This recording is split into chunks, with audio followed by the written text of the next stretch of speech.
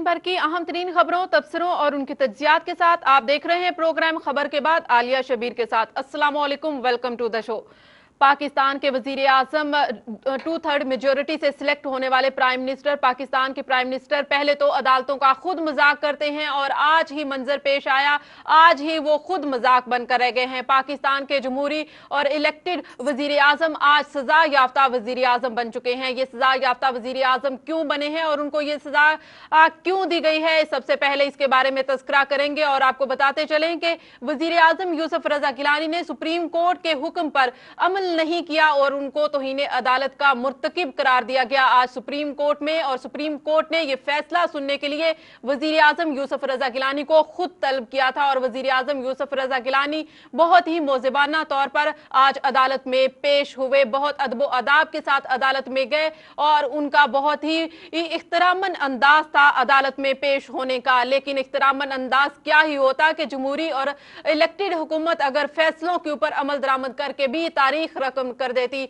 आज तारीख रकम की गई पाकिस्तान पीपल्स पार्टी की जानिब से कि तीसरी बार पाकिस्तान के वजीर आजम अदालत में खुद पेश हुए हैं और खुद पेश हुए और ना सिर्फ पेश हुए हैं और वो सजा याफ्ता भी करार दिए गए हैं और उनको सजा भी दी गई है। आज जब वजीर आजम यूसुफ रजा गिलानी अपना फैसला सुनने के लिए गए तो उस वक्त अदालत की जानिब से 7 रुकनी बेंच की जानिब से उनको फैसला सुनाया गया और उनको सजा दी गई। सजा चंद सेकंड की थी और चंद सेकंड के बाद वजीर आजम यूसुफ रजा गिलानी पाकिस्तान के वजीर आजम सजा याफ्ता करार दिए गए हैं। कुछ ही सेकंड की सजा थी, उसके साथ साथ जो इतलाक किया गया है आर्टिकल 63(1)G का वो वजीर आजम यूसुफ रजा गिलानी पर लागू होता है। 63(1)G आर्टिकल जिसका इतलाक होगा वजीर आजम सैयद यूसुफ रजा गिलानी कर वजीर आजम यूसुफ रजा गिलानी पर। जो आईनी माहिरीन है, कानूनी माहिरीन है, वो ये कहते हैं कि 63(1)G का मतलब ये है कि वजीर आजम यूसुफ रजा गिलानी नाअहल करार दिए जा सकते हैं।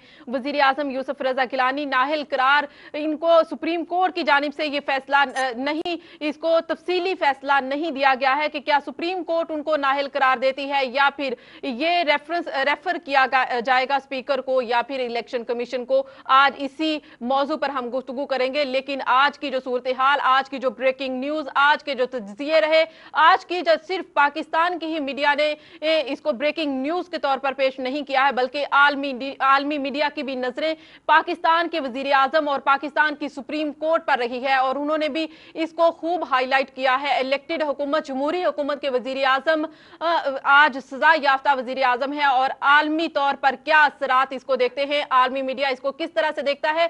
पाकिस्तान के मीडिया ने जिस तरह से तज्जिया इसके ऊपर ब्रेकिंग न्यूज जिस तरह से इसको कवर किया है, इससे बरक्स आलमी मीडिया ने भी इसको खूब हाईलाइट किया है। आलमी मीडिया ने इसको इस अंदाज में लिया है कि पाकिस्तान में सियासी बुहरान पैदा होने जा रहा है और पाकिस्तान के प्राइम मिनिस्टर पहले प्राइम मिनिस्टर हैं जो सजा याफ्ता प्राइम मिनिस्टर हैं और सजा के बाद भी पाकिस्तान के वजीर आजम यानी कि सैयद यूसुफ रजा गिलानी इस वक्त भी वजारत उज़्मा पर फाइज हैं और रहेंगे। ये पीपल्स पार्टी का मौक़िफ़ सामने आया है कि पीपल्स पार्टी का मौक़िफ़ ये है कि वजीर आजम यूसुफ रजा गिलानी को अगर सजा भी होती है, इससे पहले जब सजा अभी नहीं, सजा का फैसला नहीं आया था, इससे पहले पीपल्स पार्टी के अक्सर रहनुमाओं का ये कहना था कि ये वजीर आजम यूसुफ रजा गिलानी के खिलाफ जो भी सजा होगी वो फिर भी प्राइम मिनिस्टर रहेंगे। और आज इस रवायत को बरकरार रखते हुए पीपल्स पार्टी ने प्राइम मिनिस्टर जो है उन्होंने इखलाकी जवाज कोई सामने नहीं रखा और जो कि मुहज़्ज़ब माशरती तकाजे होते हैं कि अगर सजा हो जाती है और इस किस्म का इल्जाम या मुजरिम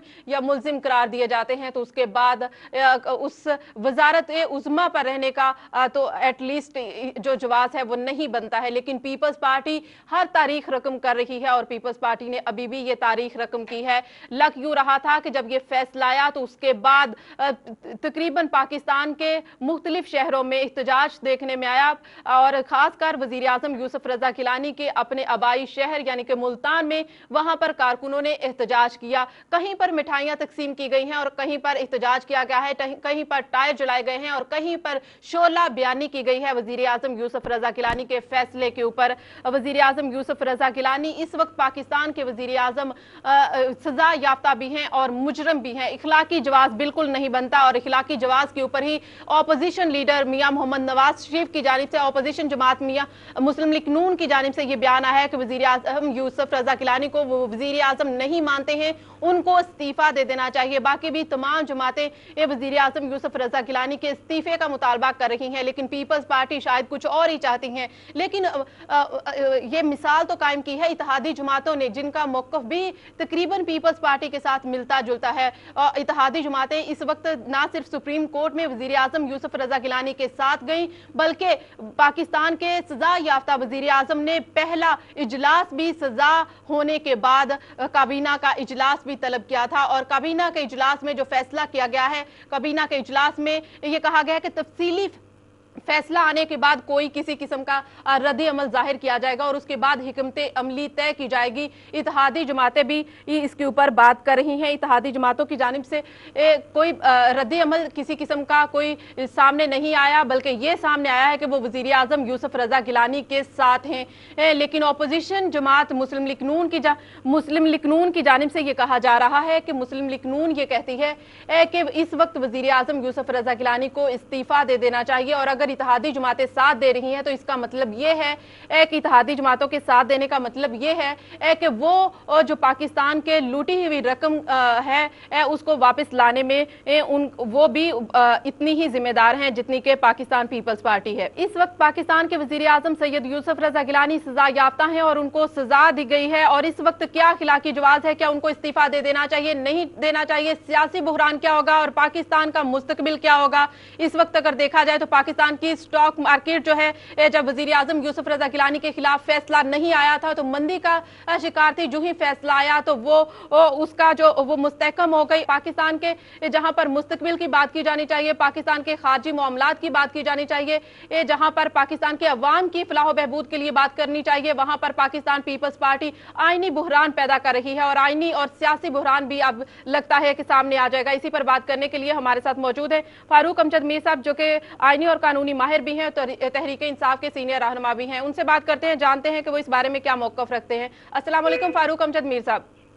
बहुत शुक्रिया अपना वक्त देने के लिए फारूक अमजद मीर साहब। आज की ब्रेकिंग न्यूज, आज के तज्जिए, यकीनन आप भी सारी बहस में शामिल रहे होंगे। क्या बहस से आपने समेटा है, इस बारे में क्या फरमाएंगे आप?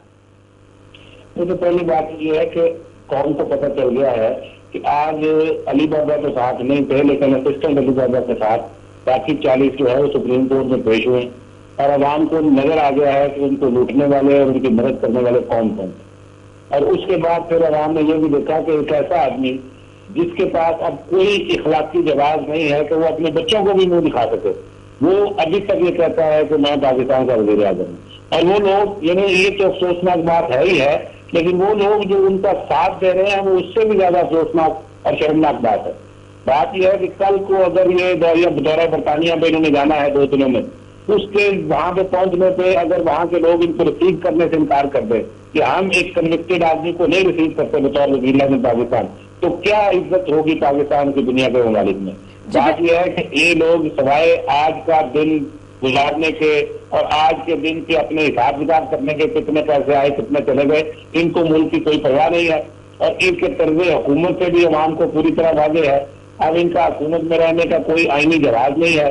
और अगर ये मामला अब जो है वो कहा जा रहा है कि स्पीकर के पास जाएगा, स्पीकर नेशनल असेंबली भी चूंकि इसी पार्टी से ताल्लुक रखने वाली ये खातून है, हमें उनसे भी अब कोई तवक्को नहीं है कि वो कोई इंसाफ करेंगी और किसी इखलाकी जवाब से होगी। हम सारा पाकिस्तान ये मानता है कि जमहूरियत बेहतरीन निजाम है, लेकिन जमहूरियत चलाने के लिए कम अज कम नॉर्मल इकदार के, इखलाकी इकदार के लोग तो चाहिए।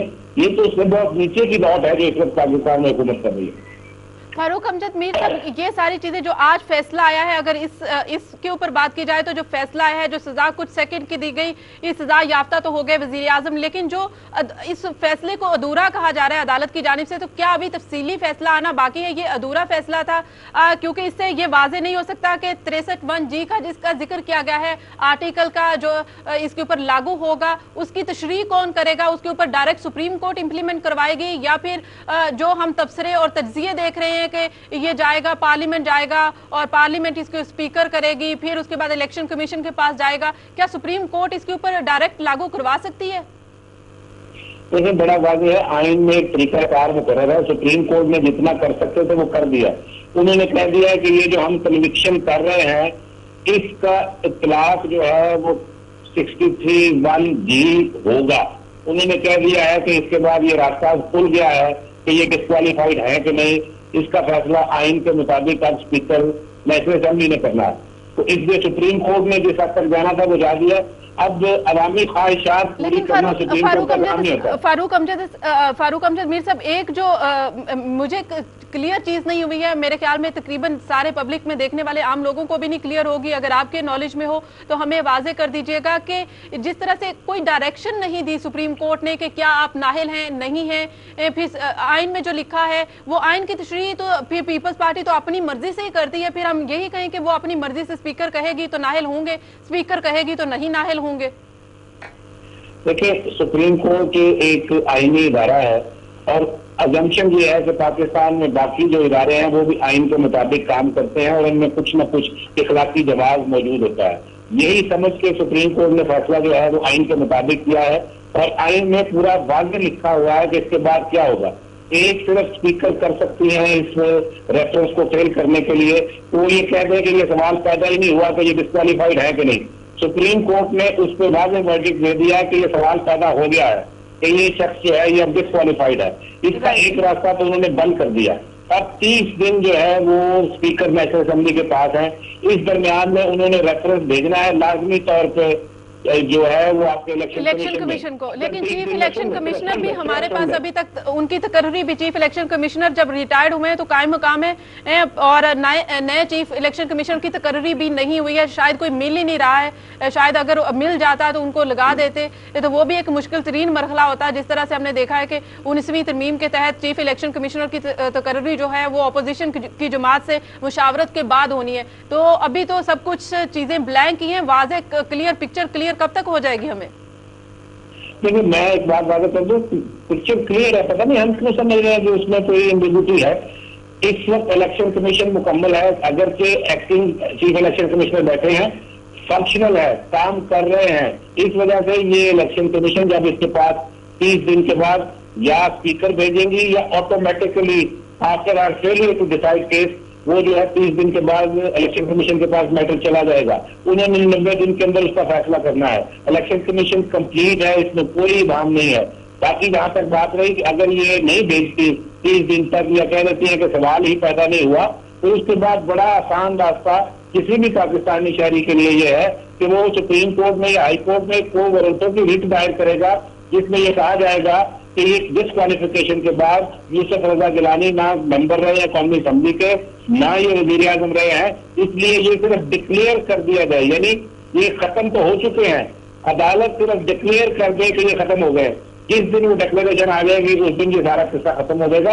इसलिए मेरा नहीं ख्याल कि इसमें किसी किस्म का इल्जाम है, हर चीज वाज़ेह है। सिर्फ सुप्रीम कोर्ट ने ये किया है कि उन्होंने बजाय खुद फैसला करने के आईनी इदारे यानी पार्लियामेंट में पार्लियामेंट के ऊपर डाल दिया। अब पार्लियामेंट की अगर बात की जाए तो इत्तेहादी जमातें तो आज भी वजीर आजम यूसुफ रजा गिलानी के साथ हैं। उन्होंने यकजहती का इजहार किया है। वजीर आजम यूसुफ रजा गिलानी जब काबीना का इजलास हो रहा था किस तरह से डेस्क बजाए गए और देर तक बजाए गए वजीर आजम यूसुफ रजा गिलानी की आमद पर, तो इसका मतलब यह है कि इत्तेहादी जमातें तो वजीर आजम यूसुफ रजा गिलानी के साथ हैं। अब ऑपोजिशन की बात करें, अब क्या ऑपोजिशन में इतने गट्स हैं कि जिस तरह से पहले उनके ऊपर एक कहा जाता है कि वो मुफाहमत के साथ चलती रही है और फ्रेंडली ऑपोजिशन चलती रही है, अभी भी वो अगर फ्रेंडली ऑपोजिशन रहेगी तो फिर कौन होगा जो वजीर आजम यूसुफ रजा गिलानी को इखलाकी जवाज की या इखलाकी इक्तदार की जो है वो याद दिलाएगा? ये इंशाल्लाह पाकिस्तान तहरीक-ए-इंसाफ होगी और उसकी क़यादत इमरान खान करेंगे और अवाम जो है वो सड़कों पर रहेगी। अगर ये बात ना है, जहाँ तक आपने मुस्लिम लीग नून की बात की है, ये सारे पाकिस्तान को पता है कि पीपल्स पार्टी और मुस्लिम लीग नून जो है वो आपस में मिले हुए हैं और इन्होंने तय कर लिया हुआ कि अगले साल मार्च से पहले इलेक्शन नहीं होने। लेकिन ये इनका जो भी ये तय करेंगे, अल्लाह ताला के फैसले अपने होते हैं। वो फैसले चंद दिनों में आवाम को नजर आना शुरू हो जाएंगे और इंशाअल्लाह ताला हम इस तरह के जो कन्विक्टेड वजीर आज़म है उसको पाकिस्तान में हुकूमत नहीं करने देंगे। अच्छा, बहुत शुक्रिया फारूक अमजद मीर साहब हमारे साथ टेलीफोन लाइन पर मौजूद है। तहरीक इंसाफ के सीनियर रहनुमा भी हैं और माहिर आइनो और कानून भी हैं। एक कानूनी पहलू भी बता रहे थे और साथ साथ हमें पार्लियामेंट के हवाले से भी बता रहे थे कि पार्लियामेंट क्या करेगी, और अपोजिशन से तो उनको कोई तवक्को नहीं है, इत्तेहादी जमातें तो पहले ही साथ हैं, लेकिन तहरीक इंसाफ फिर उठेगी अगर किसी भी फैसले के ऊपर अमल दरामद नहीं किया जाता। तो ये सबसे अहम बात है कि फिर तहरीक इंसाफ फैसलों के ऊपर अमल दरामद करवाएगी और सड़कों पर निकल आएगी, एहतजाज करेगी, और फिर तहरीक इंसाफ इंसाफ भी करेगी और सुप्रीम कोर्ट के फैसलों के ऊपर अमल दरामद भी करेंगे। लेते हैं एक ब्रेक, और ब्रेक के बाद जब वापस आएंगे तो मजीद अपनी गुफ्तगू का सिलसिला जारी रखेंगे और जानने की कोशिश करेंगे एक एक क्या वजीर आजम यूसुफ रजा गिलानी अब कितनी देर वजीर आजम रहेंगे। आखिर तो उन्हें ओहदा छोड़ना ही पड़ेगा, आज नहीं तो कल, कल नहीं तो परसों, एक दिन तो ओहदा छोड़ना ही पड़ेगा और उनको इस्तीफा देना ही पड़ेगा। लेकिन कब तक? एक ब्रेक के बाद।